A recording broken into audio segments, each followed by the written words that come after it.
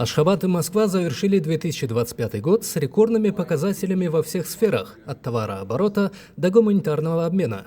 Чрезвычайный и полномочный посол Российской Федерации в Туркменистане Иван Волынкин представил детальный отчет о состоянии двусторонних отношений, которые сегодня переживают настоящий расцвет.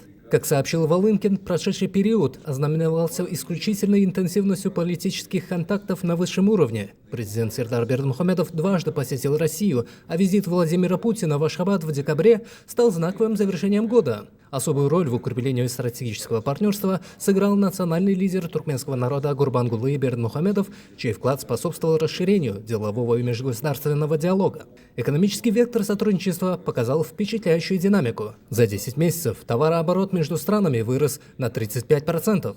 Успешная работа межправительственной комиссии позволила запустить ряд масштабных проектов в области промышленности, логистики и строительства.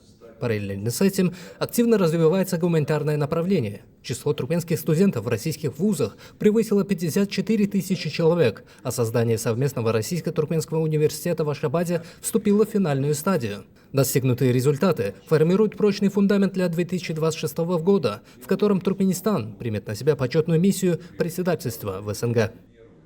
Только что мы подвели итоги прошедшего года. Отметили, что двухстороннее сотрудничество между Россией и Туркменистаном продвигалось по всем направлениям.